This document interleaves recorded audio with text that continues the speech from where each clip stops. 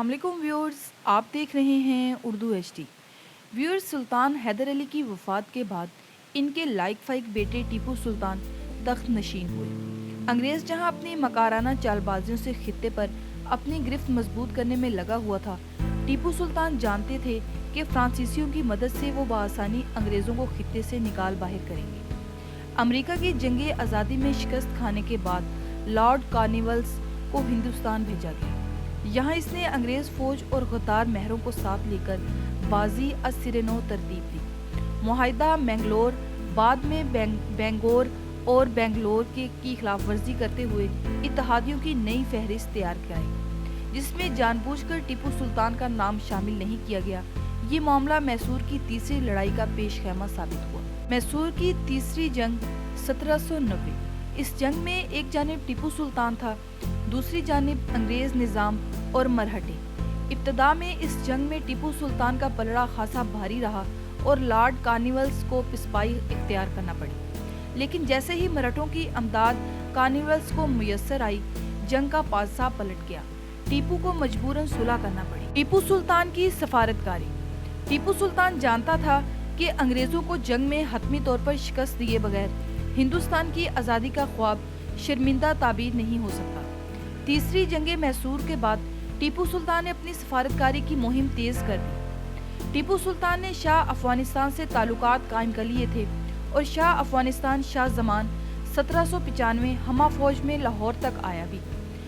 कयास किया जाता है हिंदुस्तान में दाखिल होने की वजह अंग्रेज़ों पर दबाव डालना था, मगर इसके पीछे इसके भाई शाह महमूद ने बगावत कर दी और शाह अफगानिस्तान को वापस लौटना पड़ा। अंग्रेज़ों को वैसे भी निज़ाम और मराठों की अमदाद हासिल थी।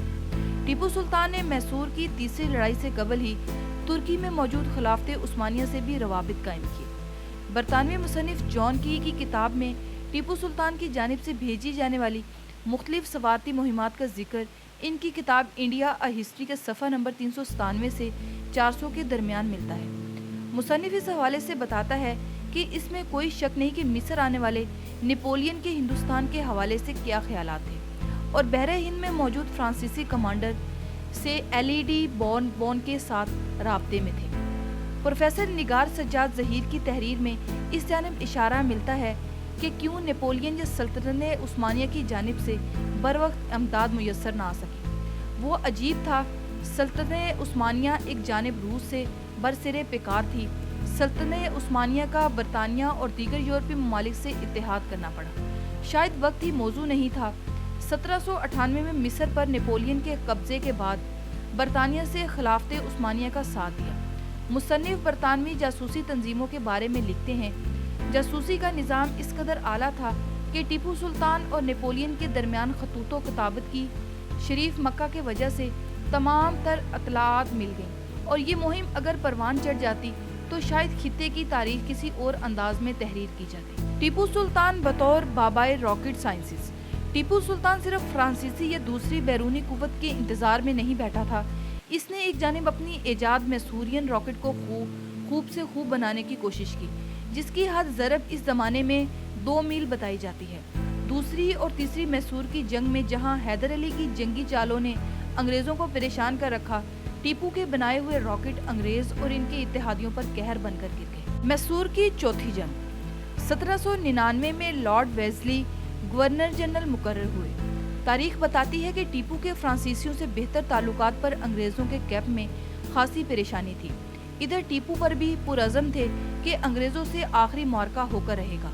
लॉर्ड वेज़ली फ्रांसीसियों के साथ टीपू की कुर्बत पर खासा आग बगोला हुआ और दो अतराफ से मैसूर की जानिब फौजें रवाना की। एक फौज कर्नाटक के रास्ते से, दूसरी बम्बई के रास्ते से। सितम यह कि दक्कन के निज़ाम ने भी अंग्रेज़ों की अमदाद के लिए फौज रवाना की, जिसकी क़यादत गवर्नर जनरल वेज़ली के भाई आर्थर वेज़ली कर रहे थे, जो बाद में डेविक ऑफ वेलिंगटन के लक़ब से मशहूर हुए। सरंगापटम का घेराव कर लिया गया। व्यूअर्स, इस आखिरी मार्के के हवाले से बरतानवी नशरियाती अदारे BBC के हिंदुस्तानी नामा निगार रेहान फजल ने काफ़ी तफसीली रिपोर्ट बनाई, जो व्यूअर्स के लिए एक अहम हवाला साबित हो सकती है। टीपू सुल्तान इस जंग में शहीद हो गए। तारीख के मुख्तलिफ किताबों में लिखा है, अंग्रेज़ भी टीपू सुल्तान की बहादुरी के कायल थे और टीपू सुल्तान की शहादत के बाद इन गार्ड ऑफ ऑनर्स की रस्म भी अदा की। بہرحال جنگ کے نتیجے میں میسور کی ریاست کے حصے بخیرے کر دیے گئے، ایک بڑا حصہ انگریزوں نے قبضے میں لے لیا، ایک حصہ نظام کے حوالے کر دیا گیا اور ایک چھوٹی سی ریاست میسور انگریزوں کی سرپرستی میں قائم کر دی، جس پر سابقہ حکمران خاندان کا ایک لڑکا حکمران بنا دیا گیا جو انگریزوں کی زیر سرپرستی حکومت کرنے لگا۔ ویورز، آج کی ویڈیو بس یہیں تک تھی۔ امید ہے آپ کو ہماری آج کی ویڈیو پسند آئی ہوگی۔ ویڈیو کو لائک اور شیئر کریں اور چینل کو سبسکرائب کریں۔ اپنی رائے کا اظہار کامنٹ سیکشن میں کرتے رہیں۔ Thank you for watching this video. اللہ حافظ۔